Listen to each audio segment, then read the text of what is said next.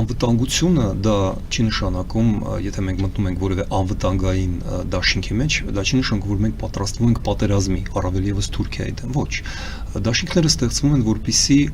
պատերազմից խուսափվի, որպեսզի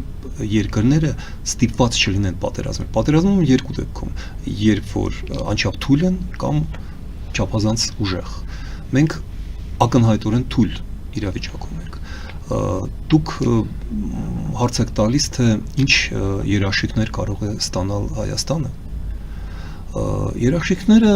այն է, որ ամեն մի երկիր ունի այնքան արժեք, որքան է դրա աշխարհաքաղաքական գինը։ Վերցնեմ բացասական օրինակներ։ Մեր աչքի առաջ փաստորեն գոյությունը ավարտեցին Իրաքի եւ Սիրիայի պես երկրները։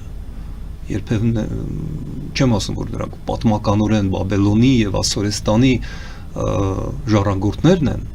իհարկե հիմա արաբներն են այնտեղ ապրում, այլ ոչ թե ասորիները եւ շումերները, բայց այդպիսի պատմություն ունեցող երկրները փաստորեն դարձան failed state, որտեղ մի քանի օտար զորք է գտնվում, օրինակ Սիրիայում, իսրայելական, թուրքական զորքը, քրդական զորքը, ամերիկյան զորքը, դա երկիր չէ, դա պետություն չէ։ Եվ մենք հիմա արագորեն մոտենում ենք այդ իրավիճակի, որովհետև մեր տարածքում հենց հիմա մենք կարծես թե Երևանի սրճարաններում մոռանում ենք, որ երկու օտար բանակ է կանգնած, ռուսական եւ ադրբեջանական բանակը։ Ուստի մեզ պետք է անվտանգության երաշխիքներ, եւ այդ երաշխիքները կարող է տալ միայն հիմա Եվրամիությունը, որը դառնում է, կրկնում եմ, տնտեսական, առևտրական դաշինքից, ինչպես ինձ հակադրվելով խորհրդարանական լսումներում ասում են, ինչ պաշտպանական երաշխիքներ կարող է տալ Եվրոպան, որը առևտրական միություն է, ու դա ասում էր Եվրոինտեգրման հանձնաժողովի նախագահ, ու ես զարմանում ասում եմ, դուք չեք տեսնում, որ Եվրոպան սրընթաց տեմպերով դառնում է ռազմաքաղաքական դաշինք, բավական է ասել, որ առաջիկա տարիներին մինչև 2030 թվականը 2 տրիլիոն դոլար է պատրաստում Եվրոպան պատրաստվում պաշտպանական միջոցների ծախսել, որից 1 տրիլիոնը միայն Գերմանիան։ Այսինքն մենք ուրիշ երաշխիք չունենք, ոնց է դա ապահովվելու։ Տեսեք, Ադրբեջանը գտնվում է մեծագույն կախվածության մեջ Եվրոպայից, որովհետև միայն դեպի արևմուտք կարող է վաճառել իր եղած գազն ու նավթը, որը իրենն էլ չէ։ Դա թուրքմենական է, ուզբեկական, ղազախական, ռուսական եւ այլն եւ այլն, բայց Ադրբեջանը կարողացավ իրան այսպես դիրքավորել, ինչ ենք անում մենք չենք օգտվում Եվրոպայից Ադրբեջանի կախվածությունից եւ փորձում ենք մտնել կախվածության կամ բարեդրիացական հարաբերությունների մեջ Ադրբեջանի հետ, բերելով այստեղ ադրբեջանական նավթը, ինչը առանձին հարց է, որ սա ապականում է մեր հասարակությունը, որ դա կաշառք է եւ որ դա հուդայի 100 դրամն է, 30 արծաթը, որի դիմաց մեզ փաստորեն առաջարկում են լռել Արցախի ողբերգության մասին, 150,000 փախստականների, հազարավոր զոհված զինվորների եռաբլուրի մասին, հայցերի մասին, այդ ամենը լռեցվում է հանուն 100 դրամ էժան բենզինի, լուրջ, ամբողջ աշխարհի արչև մենք այսքան ենք մեզ գնահատում, եւ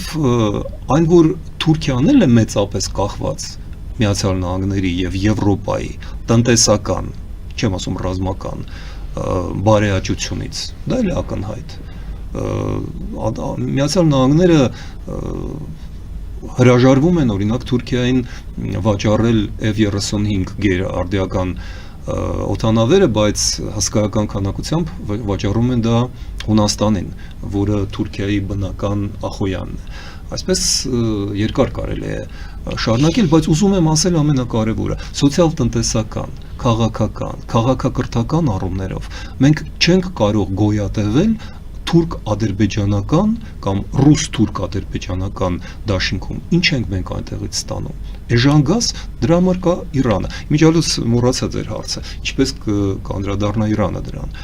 Տարիներ շարունակ ես անձամբ նման քննարկումներ ունեցել եմ իրանական դիվանագետների հետ։ Եվ ասեմ ձեզ, որ դեռևս 20 3 թվականի դեկտեմբերին ուղիղ 2 տարի առաջ բավական բարձր մակարդակով դիվանագետների հետ հանդիպելով իրանական ես համոզվեցի, որ նրանք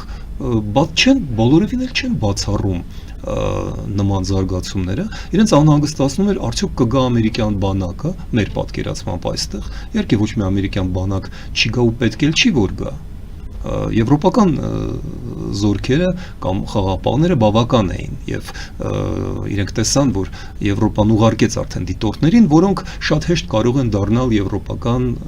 ռազմաբազա, բայց ամենակարևորը, որ Իրանը հենց Հայաստանի միջոցով է պատրաստվել տարիներ շարունակ իր գազն ու նավթը վաճառել ուր Եվրոպային,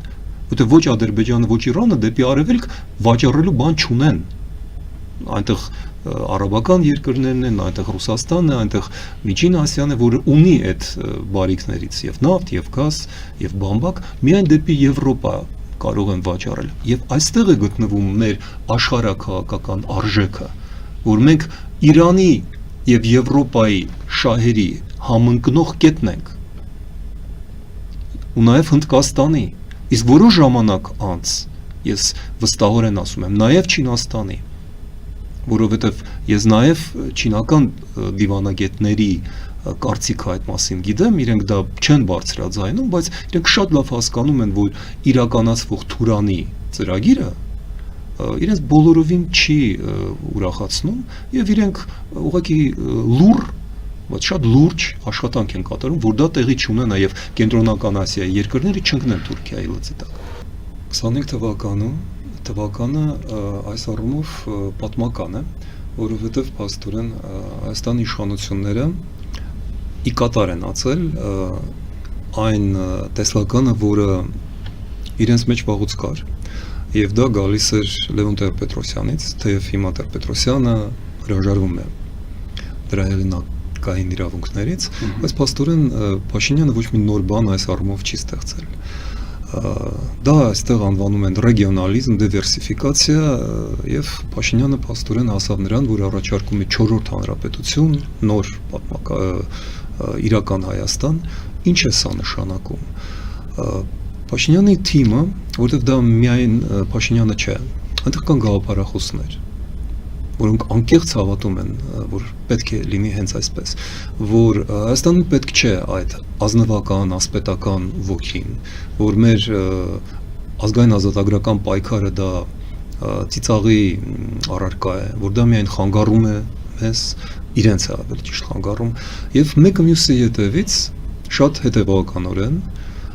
եւ սկզբունքային առումով անջատվում են հայկական իմունիտետի ազգային բոլոր պաշտպանիչ շերտերը։ Ես դա համեմատեցի մի անգամ Չեռնոբիլի աղետի հետ, որովհետև Չեռնոբիլի պայթյունը տեղի ունեցավ ոչ թե ինքնստիքյան, այլ մարդկանց սխալների պատճառով, որովհետև ենթադրել, որ դա հատուկ էր արված, ուղղակի չի տեղավորում ուղեղում։ 4 պաշտպանական շերտերը անջատվում էին, որպեսզի ռեակտորի հզորությունը հասնի ինչ-որ ռեկորդային չափերի։ Այդպես էր հետո փաստորեն բացատրում հանձնաժողովը, թե ինչ էր կատարվել։ Եվ Հայաստանում անջատվում են այդ իմունային համակարգի մեր ազգային ինքնության պաշտպանիչ շերտերը, որոնք են դրանք։ Դա մեր պատմությունն է։ Դա քրիստոնեական հավատքն է, որովհետև Փաշինյանի այդ հակակղերական արշավը իրականում կաթողիկոս Գարեգինի դեմ չէ։ Ոչ մի լավ բան Գարեգին Բ-ից մենք չենք տեսել եւ Փաշինյանը չէ որ բացահայտեց նրա իրական դեմքը, բայց տեսեք օրինագիծը մշակվում հողերի մասին, եկեղեցական հողերի, փակվել է եկեղեցական հեռուստաալիքը, այսինքն սա ոչ թե մեկ մարդու